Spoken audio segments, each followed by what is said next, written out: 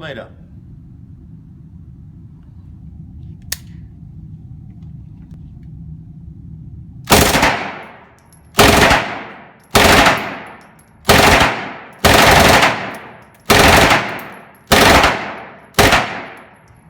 Okay.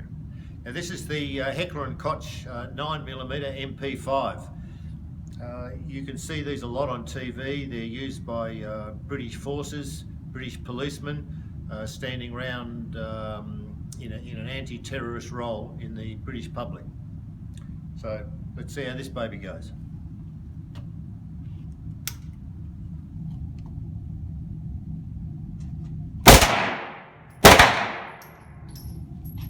On the full auto.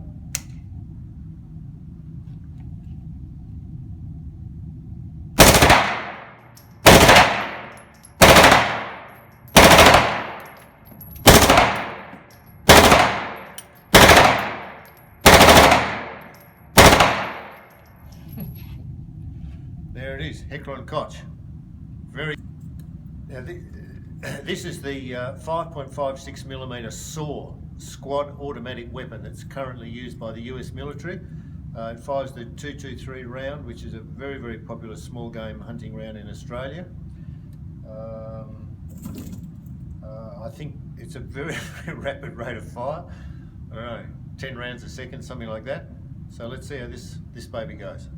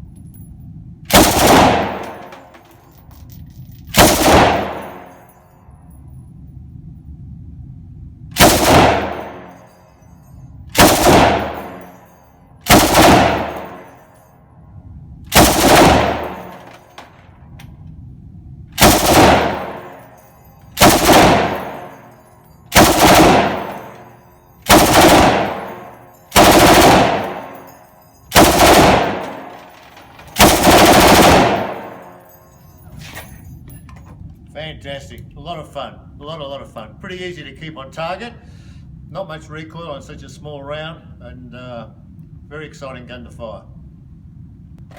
Now this is the Thompson submachine gun.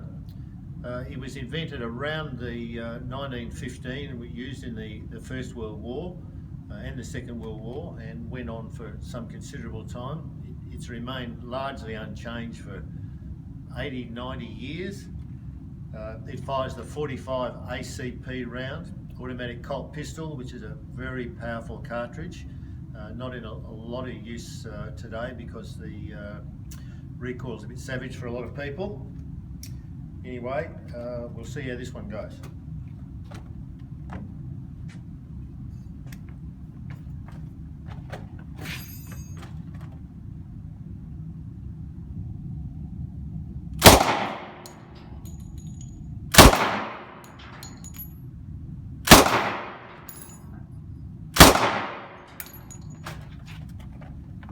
Just switching over to full auto.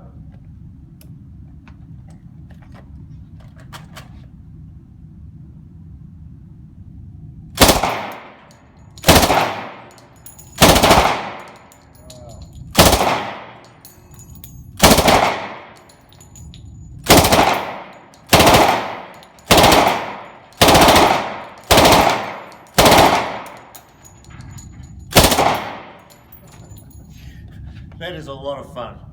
a lot of fun. Great. Now this is the German MP40.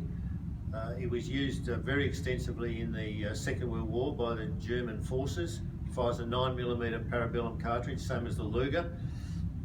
I think there was about 1 million of them made, and they were a very big deal in the Second World War for the German army. And this one must be 80 odd years old, I suppose. Amazing, really. It still keeps going. We'll see how this one goes.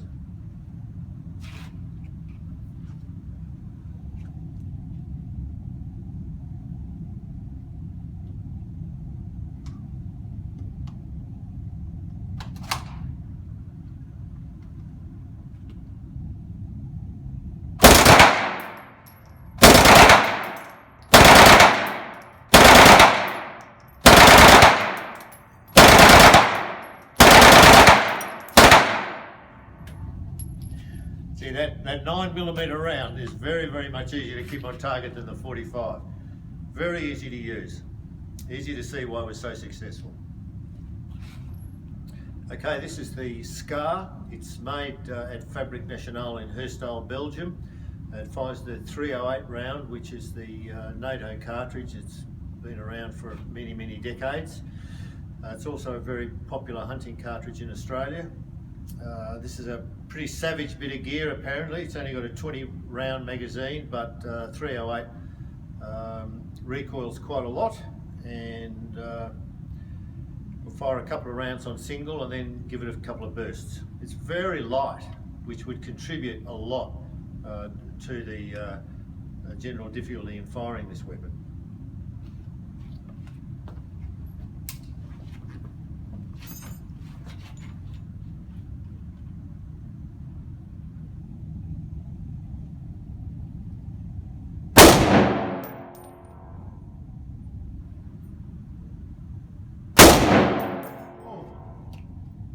That's a handful.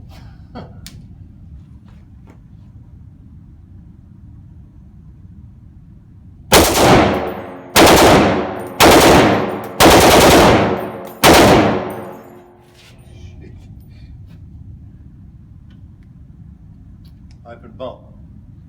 Wow, that's quite a handful. It really pulls up. So light.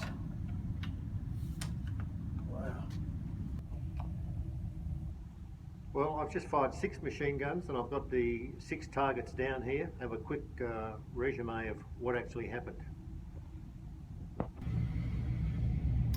The first one is the 9mm Uzi.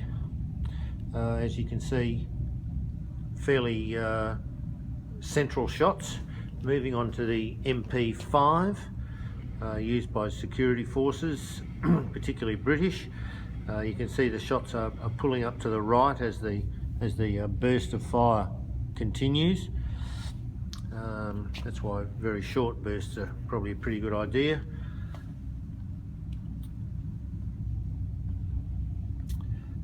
This one is the MP40, which is the German Second World War 9mm. Again, relatively central. A bit of a left bias there.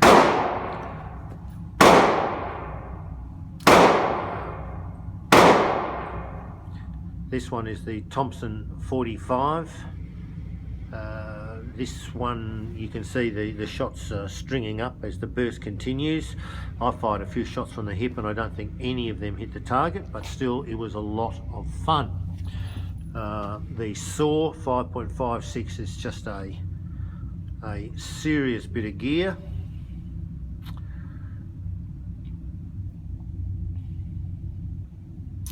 All of these shots were very central and a awesome machine gun. Belt fed. The Scar 308, I only hit the paper with 1, 2, 3, 4, 5, 6, 7, 8 shots. The other 12 shots didn't even hit the paper. The burst of fire is so savage, and the firearm is so light, I could not hold it on the paper. It's a beast.